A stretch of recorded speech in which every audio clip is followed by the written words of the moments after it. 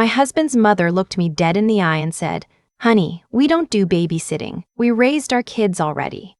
I had just asked her to watch my daughter for 4 hours so I could make it to the biggest licensing meeting of my career. This after I had quietly paid off their vacation cabin, co-signed their RV loan, and wired money to cover my brother-in-law's DUI lawyer without a single word of complaint. So I smiled, hung up the phone, and opened my laptop. What I did next took about 11 minutes and changed everything. That's where this story really starts. And trust me, you'll want to stay until the end. I need to back up a little, because you can't understand the 11 minutes without understanding the 11 years before them. My name is not important. What's important is that I am a licensed interior architect.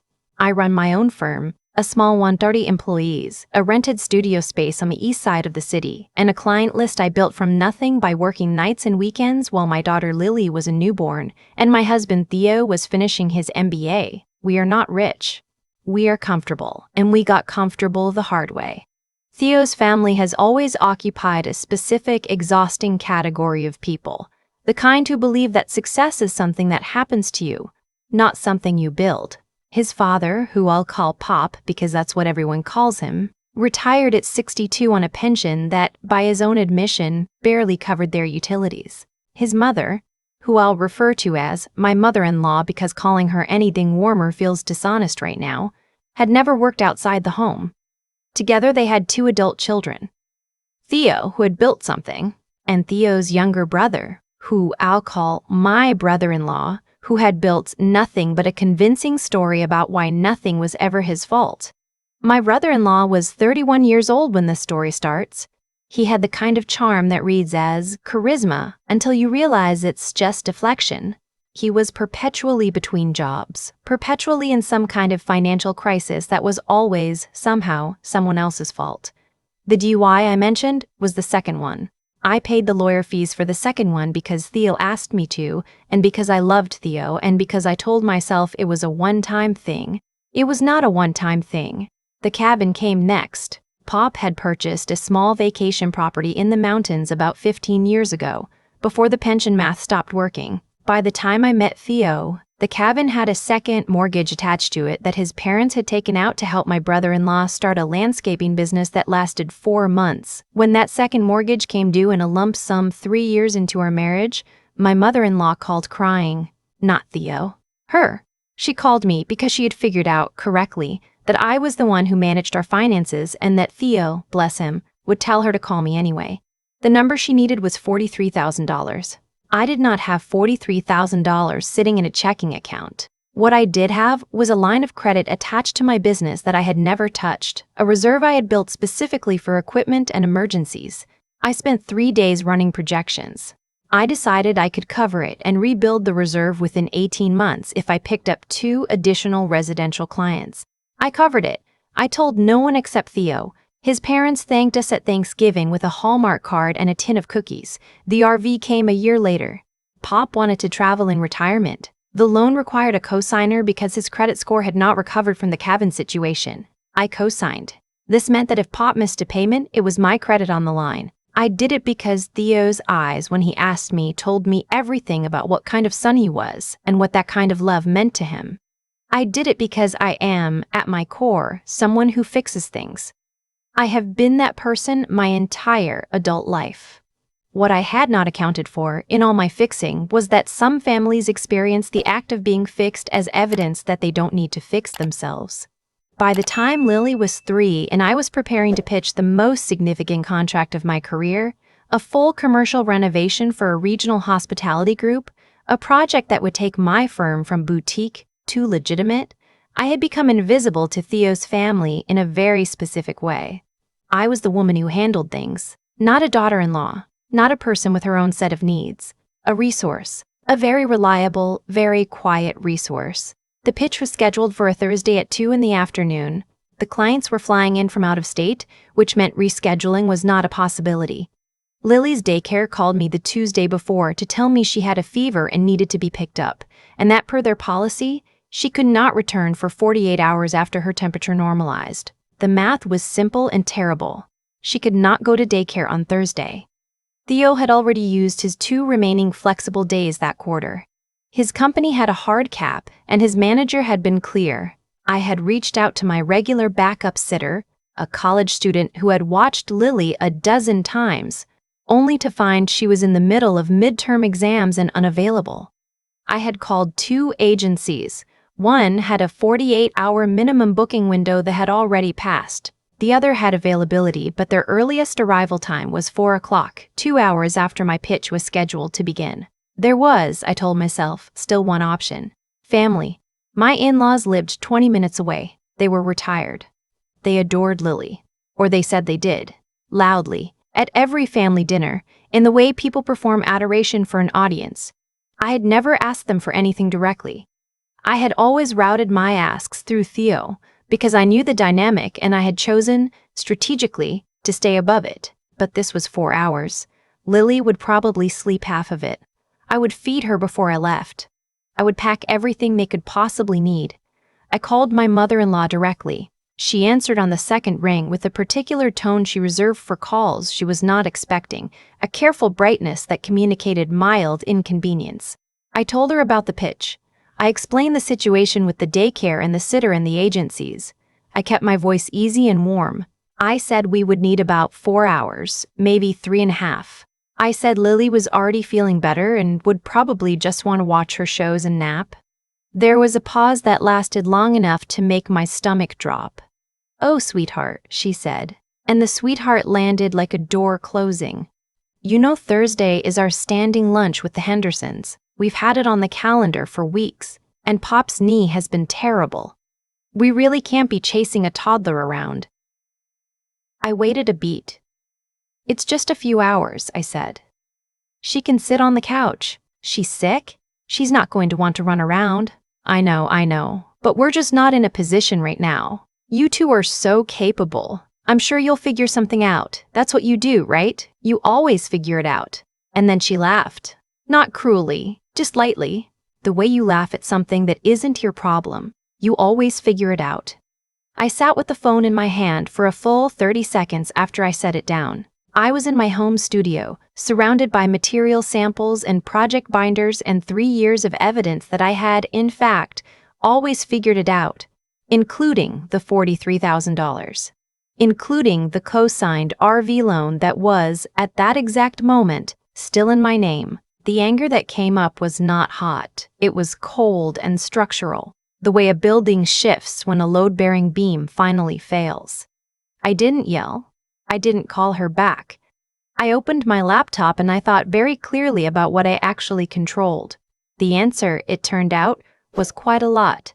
The cabin was in a family trust. When I had covered that second mortgage, I had insisted, over Pop's polite resistance, on formalizing the arrangement. My attorney had drafted a lien against the property, subordinate to the first mortgage, securing the funds I had put in. At the time, Pop had signed it because I had explained it in terms of protecting everyone. What it actually meant was that I held a legal claim against the cabin for $43,000 plus interest. I had never exercised it. I had never needed to. The RV loan was even simpler. I was the cosigner. I was also, because I had been thorough, listed on the loan as an authorized party with the ability to communicate directly with the lender. I called my attorney first.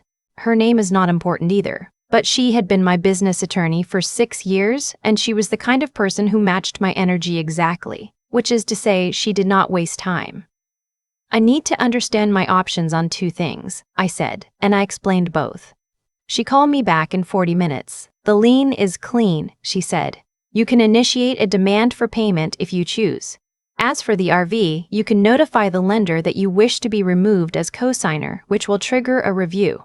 They'll likely require your in-laws to requalify or find a new cosigner. That process takes 60 to 90 days. "I'm not doing either of those things today," I said. "I just needed to know I could." "Understood," she said. "But you could."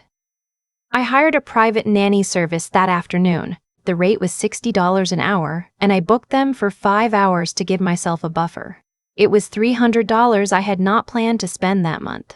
I paid it without hesitation, and when the confirmation email came through, something that had been tight in my chest for years quietly loosened. I did not call Theo. I did not want his guilt or his management of my emotions or his instinct to smooth things over. I sat with it alone for a few hours, and I let the clarity settle.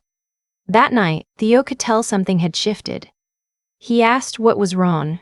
I told him what his mother had said, word for word. I watched his face cycle through about 4 expressions in rapid succession.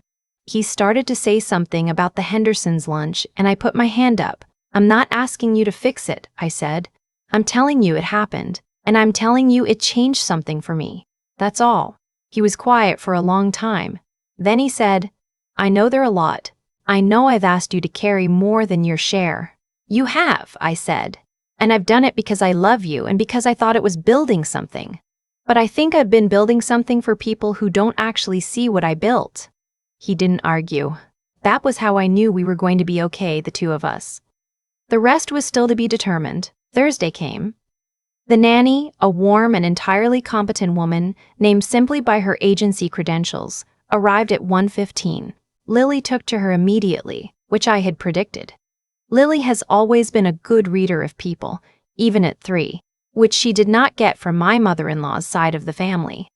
The pitch lasted 2 hours and 20 minutes. I presented to 4 people across a conference room table, and I was very, very good. The kind of good that comes not from calm, but from fury that has been refined into absolute precision. When they asked how I handled projects that hit unexpected complications, I said, "I identify what I control, I restructure accordingly, and I do not let sentiment slow down a sound decision." One of them wrote something down. I took that as a good sign. I was back at my car by 4:30. I sat in the parking garage for a moment and let myself breathe. My phone had 4 missed calls from my mother-in-law. I did not listen to the voicemails yet. I drove home. At dinner, after Lily was in bed, I sat across from Theo at the kitchen table and I told him everything I was planning to do. I owed him that. He was my husband, and this involved his family, and he deserved to not be blindsided. I walked him through the lien, the RV loan, the call with my attorney. I told him I was not initiating anything yet. I told him I was putting both arrangements under formal review, which meant I would be notifying both parties that the terms were being assessed and that no further financial support would be provided during the review period. Theo was quiet throughout. When I finished, he said, "Is there any version of this where you don't do it?" I thought about that honestly. The version where your mother calls me tomorrow and says she understands what she did and is genuinely sorry. Not sorry she upset me. Sorry about what it meant. He nodded. He picked up his phone and called her. I watched him on the back porch through the kitchen window, his shoulders doing that thing they do when he's working to stay level. The call lasted 9 minutes. He came back inside. "She said she's sorry you took it the wrong way," he said. "Okay," I said. "I know," he said. I sent the formal review notification the next morning. 1 letter to my attorney to draft the lien demand letter, not to send, just to prepare. 1 email to the RV lender flagging that I was reviewing my cosigner status. 1 short, factual email to my in-laws explaining that in light of recent conversations, I was stepping back from all informal financial arrangements and that any questions could be directed to my attorney. I kept all 3 under 100 words. I did not explain or justify. The facts were the facts. The response was immediate and spectacular.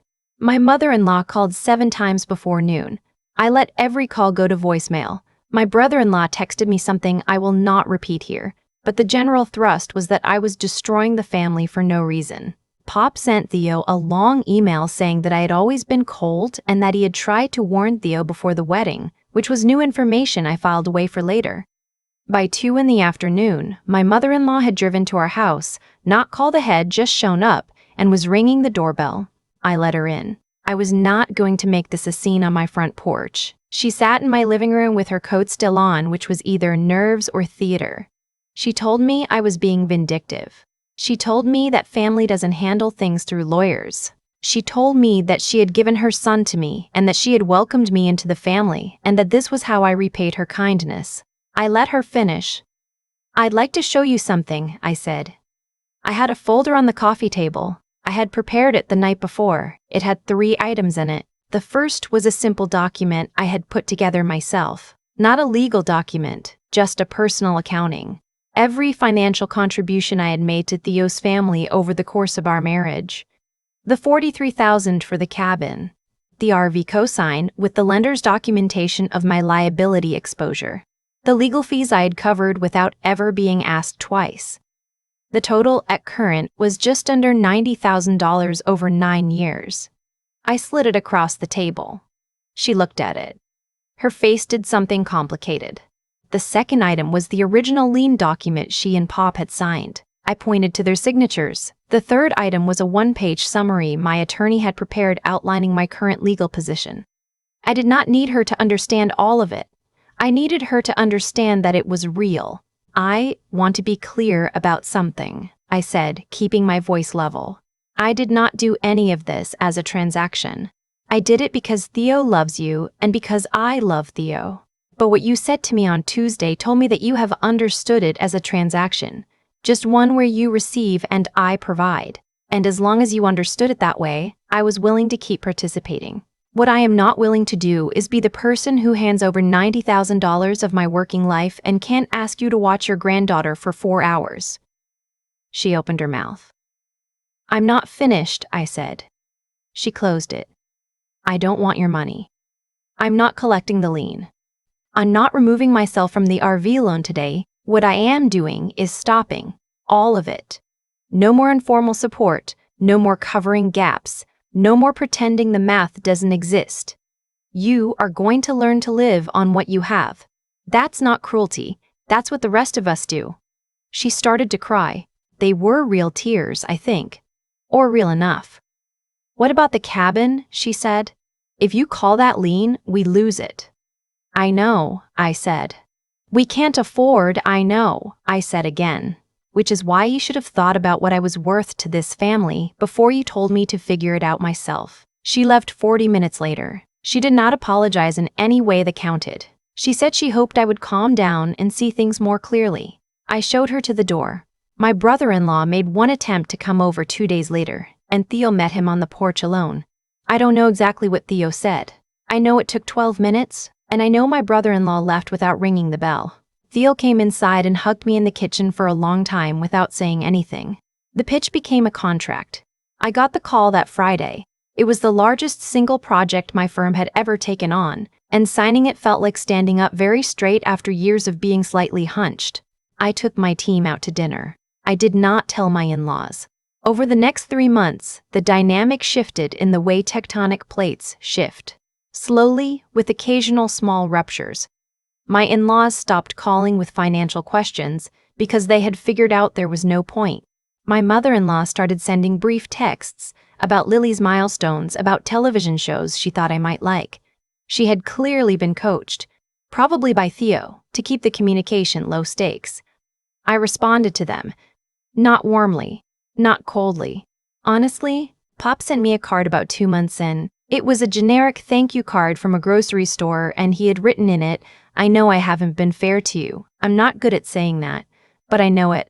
No request attached, no ask for anything, just that. I read it twice and put it in my desk drawer. Lily turned 4 in the spring. We had a small birthday party at our house, and I invited my in-laws because Lily wanted her grandparents there, and Lily is the point of everything. My mother-in-law brought a gift she had clearly spent real thought on, not money, just thought. She sat next to me during the cake and she said quietly, not performing anything, I know I should have been there for you. I'm sorry. It was 11 words, and it was the most honest thing she had ever said to me. I didn't say it's fine because it wasn't. I said, thank you for saying that, and I meant it. We are not where we were. I don't think we will be. And I've made a kind of peace with that.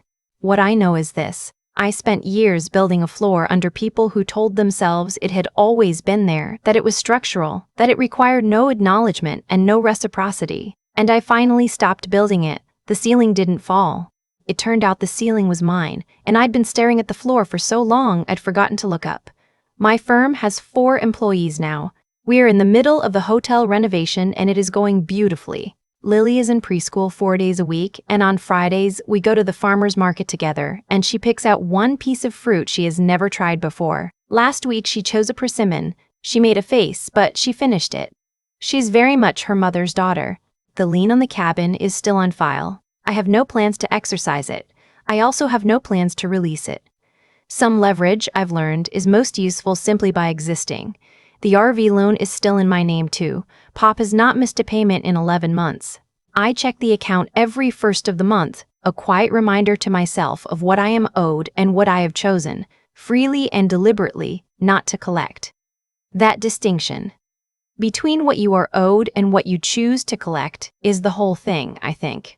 It's the difference between justice and punishment, between having power and using it well. I didn't want to destroy them. I wanted them to finally, clearly see me, what I held and what I'd been holding and what it would mean if I let go.